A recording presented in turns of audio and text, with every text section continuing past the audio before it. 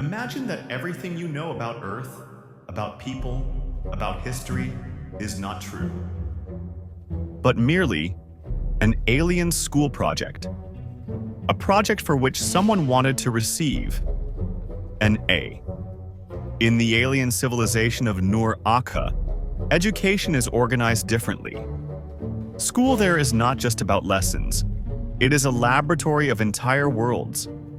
Each student receives an empty planet and must create a viable ecosystem on it. The best students earn the right to manage star systems. The worst remain to serve the training stations. According to legend, Earth was given to an average student, a teenager named Ramir. He was not a genius. He was just like everyone else. He was always late, liked to cut corners and mixed up formulas.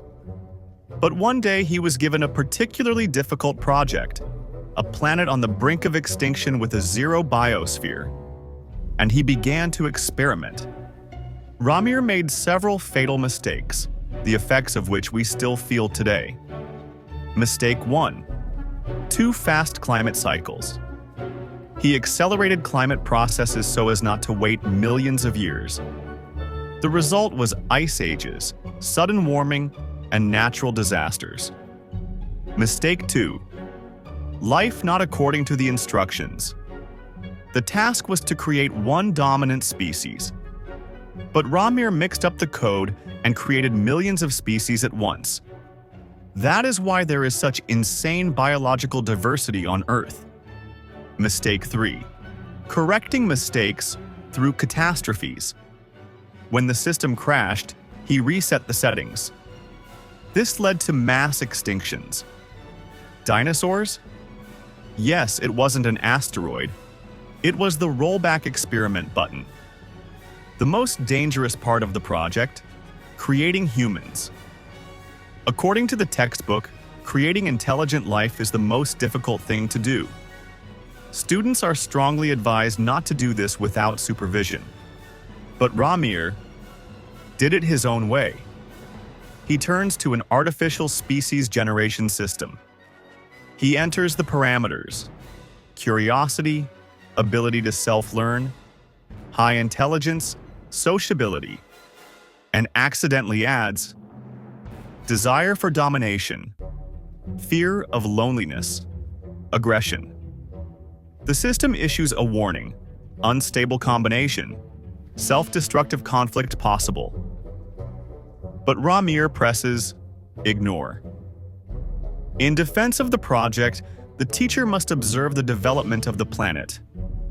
And then one day he notices a strange leap, a young species that is evolving too quickly, creating cities, discovering the atom, exploring space. The teacher asks, "Ramir, did you interfere?" No, almost. The teacher looks closer. The system is unstable. Humans may destroy the planet prematurely. Ramir is given an additional task: correct the situation without deleting the project. Our miracles are attempts at correction. What we call miracles, unidentified phenomena, coincidences. These are Ramir's attempts to keep the project from failing. Examples. Why do we develop in leaps and bounds? Because it sometimes pushes humanity forward. It gives us ideas and reveals insights. Why do strange coincidences happen? The code tries to stabilize itself. Why do we feel an instinctive fear of the stars? Because the system restricts us from quickly going into space. Otherwise, other students will notice us and steal our data. Earth is now in the final stage of evaluation. The teachers are watching. Ramir is nervous.